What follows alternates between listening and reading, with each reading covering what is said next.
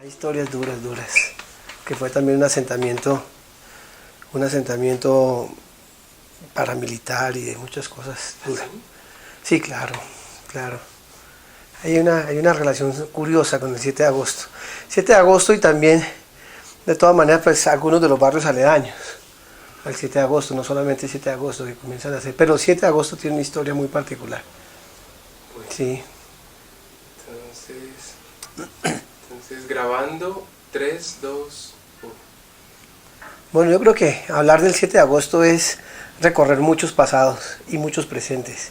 El 7 de agosto es un asentamiento que tiene unas características muy particulares. En primer lugar, dentro de la ciudad de Bogotá se han ido gestando a través de los tiempos por políticas institucionales o políticas de gobierno o por la misma dinámica de crecimiento de la ciudad. Se han ido generando ciertos centros de atracción comercial o ciertos centros de aglutinamiento de migrantes temporales en la ciudad de Bogotá. Quizás de pronto uno de los más reconocidos últimamente, del cual no haremos mucha mención porque el tema es centrarnos en el 7 de agosto, es lo que fue la zona de Santa Inés, después conocida como el Cartucho.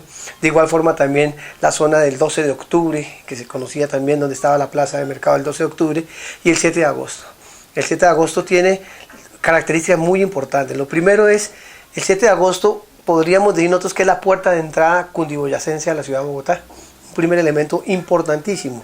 Buena parte de las poblaciones que migraban de la zona cundiboyacense, bien fueran de estratos económicos diferenciales, llegaban hacia la zona del 7 de agosto.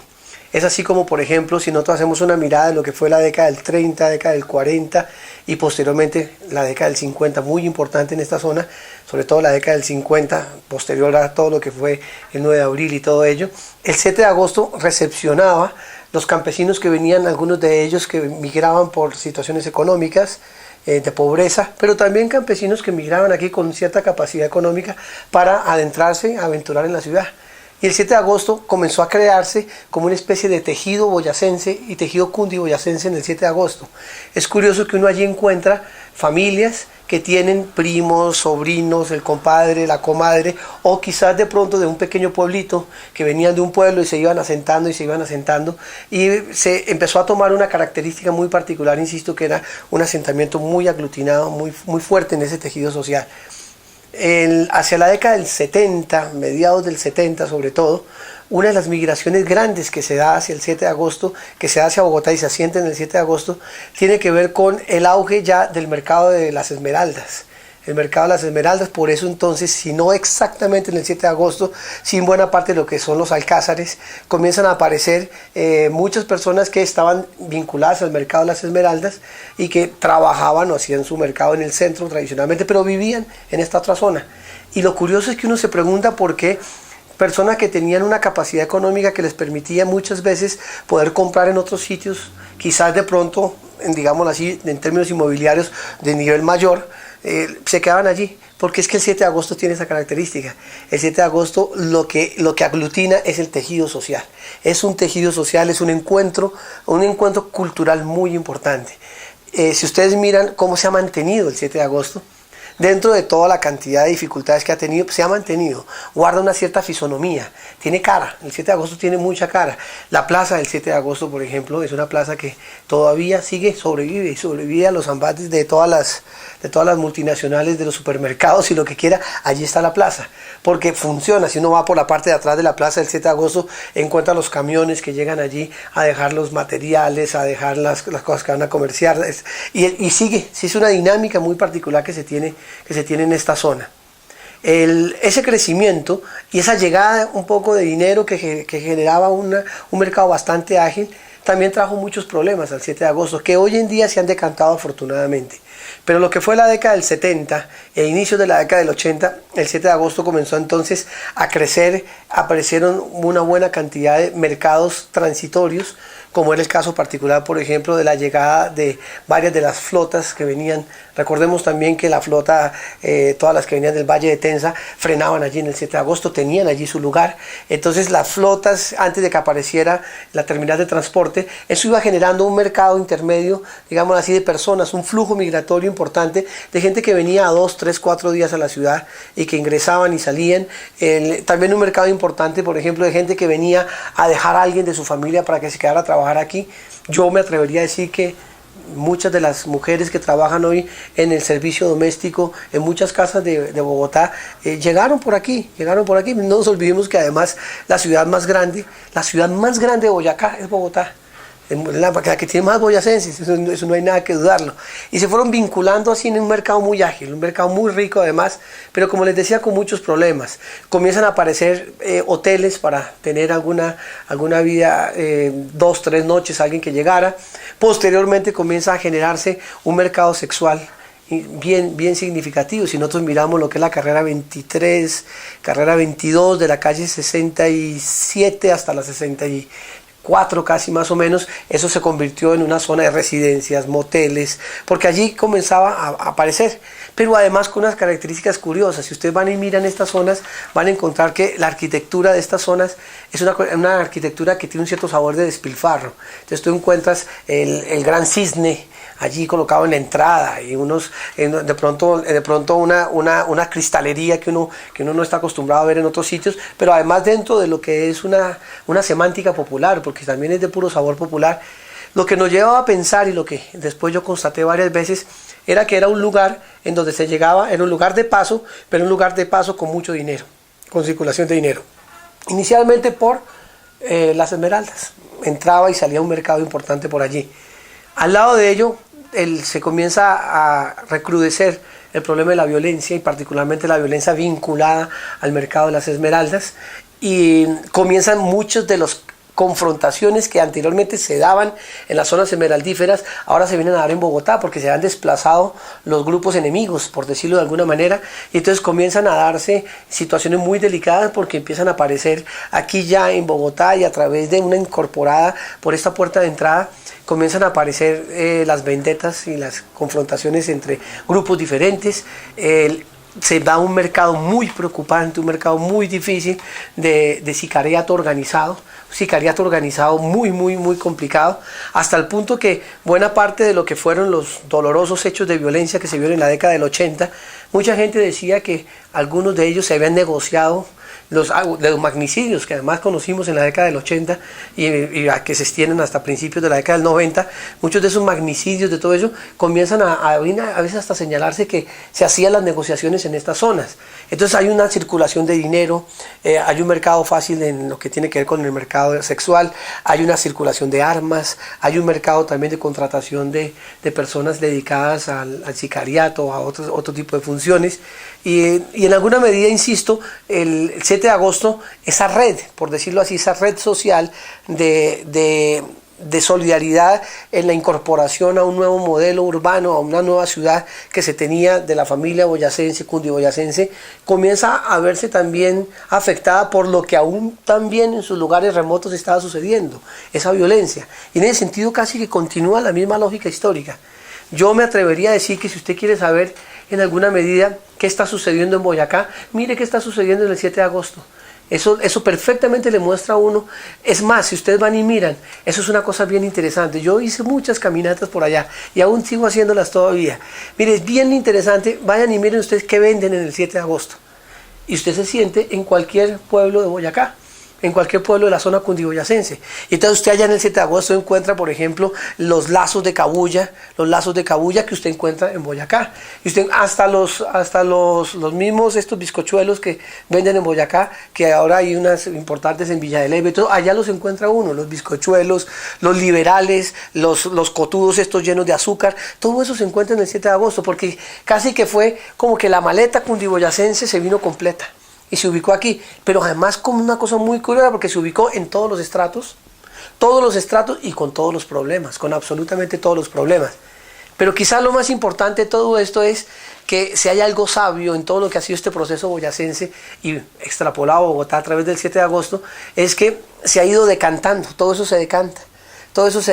Boyacá, la zona cundiboyacense, es un laboratorio de digámoslo así, de adaptabilidad impresionante. Es impresionante. Entonces usted ve cómo la vida va pasando y se vuelven a retejer las mismas relaciones, como que si debajo de todo esto existiera un pacto cultural que no se rompe, que no se rompe. Si nosotros miramos, por ejemplo, si ustedes puedan tener acceso a ello, lo que fueron las estadísticas de homicidios que se dieron en el 7 de agosto en la década del 80, ustedes quedarían asustados. Las historias dolorosísimas, pero dolorosísimas que se encontraban entre el 7 de agosto y los Alcázares, porque los Alcázares era como el lugar, otro nivel que había allí. Con un paréntesis que haría aquí, los Alcázares en la década del 70 era un barrio, década del 60 y década del 70, era un barrio de clase media, en donde era un barrio que tenía una vida barrial de jóvenes muy importante. Y de hecho, de ahí del barrio Los Alcázares salen muchos de los líderes políticos de izquierda que vivieron, jugaron canicas ahí y jugaban fútbol ahí en el parque, e iban a colegios de clase media, pero muchísimos. Si nosotros habláramos de muchos de los hoy en día muy reconocidos líderes políticos de izquierda, aún líderes vinculados a la insurrección armada y todo eso, surgen de allí, y no porque el sitio fuera, digámoslo así, un semillero de violencias o un semillero de ideologías. No, es un lugar que tiene unas características muy, muy particulares en ese sentido. Y como les decía, casi que esto se va recreando, se va retejiendo como una cultura que soporta todo eso. Les decía, en la década del 80 sobreviven a situaciones tan dramáticas como, recuerdo denuncias que en algún momento tuvimos que manejar de manera muy cautelosa, como era la aparición de cuerpos descuartizados en los antejardines de la zona allí de los Alcázares, las rondas que se daban por todo el 7 de agosto con unos carros y camionetas que todo el mundo sabía quiénes eran, todo ese tipo de cosas. Pero eso se va durmiendo. Eso se va durmiendo. No es que haya un olvido, una pérdida de memoria, no. Es que esta cultura cundiboyacense es una cultura que se sabe a muchos años. Es una cultura que sabe que hay dolores y que los dolores son cíclicos, que hay dificultad y entran y van, pero hay algo que permanece. Hay algo que permanece. Si a mí alguien me pidiera hacer una síntesis de qué es el 7 de agosto, yo diría, mire, el 7 de agosto huele, sabe altiplano cundiboyacense. El 7 de agosto es la cara cundiboyacense en Bogotá, en buena parte. Allí está el sabor cundiboyacense. Quizás hay otras zonas de Bogotá que tienen otras características, pero el 7 de agosto mantiene. Y puede pasar el tiempo, pueden pasar las dificultades urbanas, pueden pasar, por ejemplo, el 7 de agosto también ha sido receptor de otros procesos migratorios. Cuando la época complicada de lo que fueron las grandes pandillas infantiles y juveniles, en lo que fue el momento más, digamos así, más prominente, si se puede decir así de alguna manera, de la zona del Cartucho, en aquellos momentos que se comenzaron buena parte de los conflictos internos, migraron ¿hacia dónde? Hacia el 7 de agosto. ¿Quién de nosotros no se acuerda de la calle 72 con carrera 30? Ahí arribita de la 30, ahí donde pasa el puente, que uno tiene que pasar por debajo del puente, ahí vivía Fabio. Ahí era el famoso Comanche 2, era ahí. Cuando él sale de allá, se viene acá, porque de verdad era ese sabor urbano que en alguna medida mantiene el 7 de agosto. Hoy en día, ¿qué es el 7 de agosto? Hoy en día el 7 de agosto, primero, como les decía, es un cuerpo vivo cargado de memorias, una cantidad de memorias culturales que se ven en los detalles. Usted puede decir que de pronto en términos arquitectónicos el 7 de agosto puede parecerse a muchos barrios de Bogotá. Sí, quizás de pronto como algo que por lo menos a mí me sucedía cuando caminaba por otra ciudad completamente distinta a Bogotá. A mí me llamaba la atención en Boston, en Estados Unidos, cuando yo miraba en lo que eran las casas de Beacon Hill, muy elegantes, muy aristocráticas, unas casas pseudo-victorianas así imponentes, y al lado de ellas otras casas idénticas, pero que tenían un sabor distinto, porque es que Beacon Hill queda al lado del barrio italiano. Y en el barrio italiano eran las flores de colores de plástico, la gritería, la vida. Y al otro lado, la pseudo-aristocracia inglesa, los profesores de Harvard y MIT que salían con sus corbatas inglesas y sus gardenias London Fog y todo eso así caminando. Lo mismo sucede en el 7 de agosto. Usted va y mira el 7 de agosto y el 7 de agosto se puede parecer un poco a las cruces. Y el 7 de agosto se puede parecer un poco con arquitecturas un poco de años posteriores al de las cruces, pero se puede parecer tampoco a la antigua Santa Inés, quizás de pronto Santa Inés con casonas más grandes, pero el 7 de agosto se parece a muchas cosas, pero cuando usted se acerca huele distinto. sabe distinto, tiene cromáticas distintas, tiene ritmos diferentes, tiene tiempos diferentes, tiene aún mismo hasta expresiones verbales diferentes. El 7 de agosto, de verdad insisto, es cundiboyacense. Para mí el 7 de agosto es la expresión cundiboyacense. Al mirar ese escenario que ustedes me hacen comentarios de toda esa carrera 30, tiene la gran ventaja que el 7 de agosto es el lugar cercano a toda esta dimensión con mayores características de vecindario pueblerino, de pueblo autónomo, con una característica impresionante, característica más de la inteligencia boyacense. Porque la inteligencia boyacense es impresionante. Está a escasos 7 minutos del Centro Financiero de Colombia, la calle 72 con carrera séptima. Está a 7-10 minutos máximo. Es decir, están ubicados en el corazón de la ciudad de Bogotá. Y en el corazón de la ciudad de Bogotá vive una cultura con sus expresiones, con sus colores, con sus texturas, con sus sabores, con sus formas de intercambio, con su vida, sus ritmos. Allí está ubicada. Es como si hubiera llegado de pronto alguien y hubiera soltado así desde el aire, boom, y quedó allí. Y allá viven. Pero en ese vivir pasa todo. Lo que pasa en todo Colombia. Ahí ustedes encuentran un resumen de todo lo que sucede en Boyacá, lo encuentran allí. Un resumen.